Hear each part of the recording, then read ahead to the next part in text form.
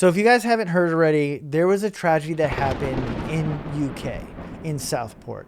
And people are really upset about it. And what happened is a riot ensued and the entire area in this vicinity in Southport was completely destroyed by rioters because of what happened the day before with a 17-year-old. And I'm going to just read this to you because I really want to get it right.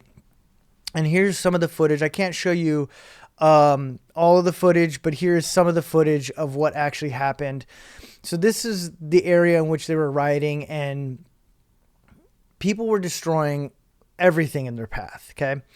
Now, the reason this happened is, and what you're looking at is the destruction in result to a riot that happened the day after a 17-year-old boy went inside of a Taylor Swift dance theme event. This is the area and space in which the 17-year-old entered and attacked children with a blade, killing 3 and hurting 9.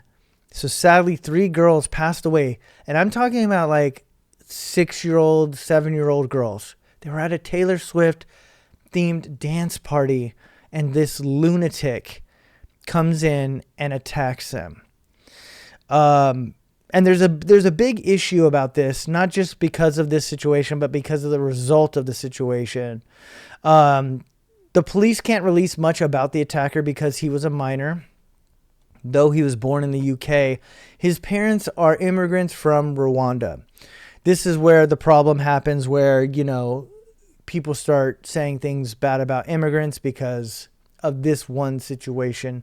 And I have no opinion regarding this at all. I think whether you're an immigrant or not, you have the potential, or people have the potential to do awful things. So people rioted because of this, caused destruction. Sadly, all types of businesses and people's lives. Even 39, I think there was 39 officers that were either injured or even killed during the riots. The attacker is being charged with possession of a blade and 10 counts of attempted murder.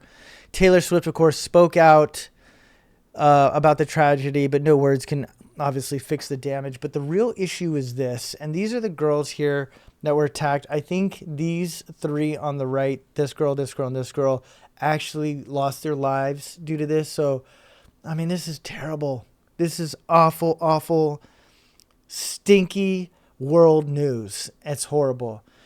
And what's even worse, not even worse, but what is making things going to be worse in the future is now people, obviously, when things like this happen, radical ideas start forming. And one of the radical ideas is that police should be able to enforce upon anybody that they feel, whether you, for any reason whatsoever, they could be able to approach you, ask you for what's in your bag, search you. And obviously, we want that to a degree where, somebody looks suspicious. They would do that anyways. It's called probable cause. But now they want to be able to make it a thing where there's they don't need probable cause. They could just do it. And one side of the coin is going to agree. The other side of the coin is not going to agree to this because, bro, your grandma could be coming out of the store, or your grandpa. Let's say your grandpa. It's more likely to happen to a man. Your grandpa comes out of the store and he just doesn't look well. And he's just walking, and then he gets harassed by police and then puts up some sort of an argument, disagreement, or fight. And then who knows what can ensue from that. This could cause more violence and chaos than if we didn't do this. Now, I'm just telling you statements. These are not my opinions necessarily.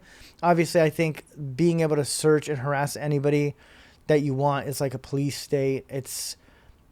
It could be dangerous, but everyone can agree that we need to figure out a way to help prevent these situations.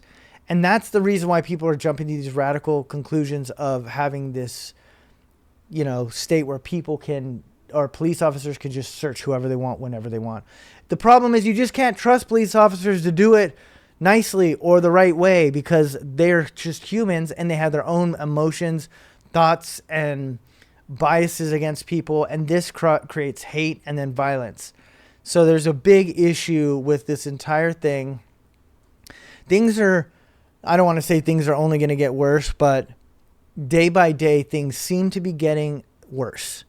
And I don't know about you guys, but they rarely ever seem to get better. If I were to give you an example, like the housing market, the price for rent and living, it doesn't really seem to go down ever.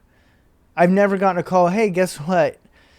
$500 off rent now. We're lowering your rent. That's never actually happened to me. I don't know if that's ever happened to you, but things tend to get worse, not better. And that is my greatest concern. Thoughts of prayers go out to the family. What happened to those girls is awful. I couldn't even imagine it.